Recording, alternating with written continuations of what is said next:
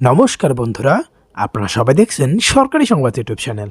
বন্ধুরা, যদি আপনিও গরিব ও খেটে খাওয়া মানুষদের মধ্যে একজন হয়ে থাকেন আর যদি এখনও পর্যন্ত আপনারা টিনের বাড়ি বা কাঁচা বাড়িতে বসবাস করেন, তাহলে কিন্তু বন্ধুরা আপনাদের সবার জন্য একটা বিরাট বড় সুখবর রয়েছে।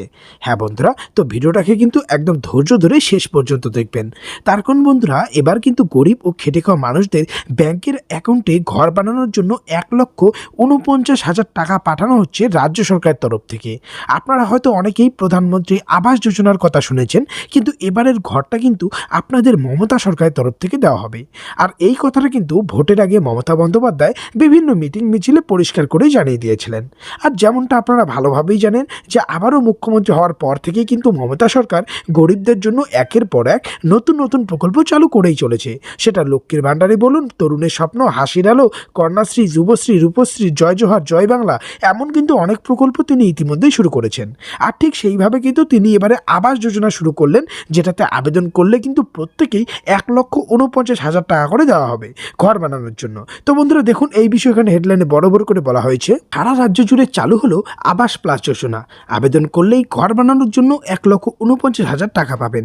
তো কিভাবে আপনি আবেদন করবেন, কি কি কাগজপত্র বা ডকুমেন্টস লাগবে, সবটা কিন্তু আপনাদের বিস্তারিত বুঝিয়ে দেবো। তো অবশ্যই বন্ধুরা ভিডিওটাকে শেষ পর্যন্ত দেখবেন।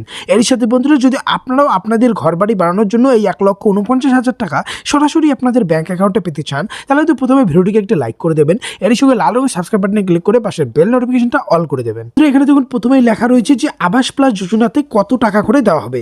বন্ধুরা, এটাতে কিন্তু বাড়ি বানানোর জন্য আপনাকে 1,30,000 টাকা দেওয়া হবে। তো প্রথম কিস্তিতে আপনাকে 60,000 টাকা, তারপরে কিস্তিতে 60,000, আর তারপরে কিস্তিতে 10,000 টাকা দেওয়া হবে।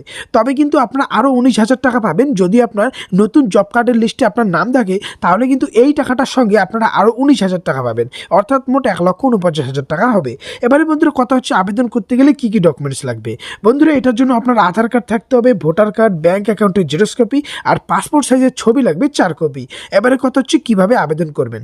বন্ধুরা, এই মুহূর্তে কিন্তু আবেদনটা করতে পারবেন না, তার কারণ কিছুদিনের মধ্যেই কিন্তু আপনাদের এলাকার পঞ্চায়েত আধিকারিকদের হাতে কিন্তু এই ফর্মটা আসতে চলেছে। হয়তো ইতিমধ্যে অনেকের কাছে এটা চলে গিয়েছে। তো আপনারা কিন্তু অবশ্যই আপনাদের পঞ্চায়েত প্রধানের সঙ্গে এটা যোগাযোগ করে নেবেন।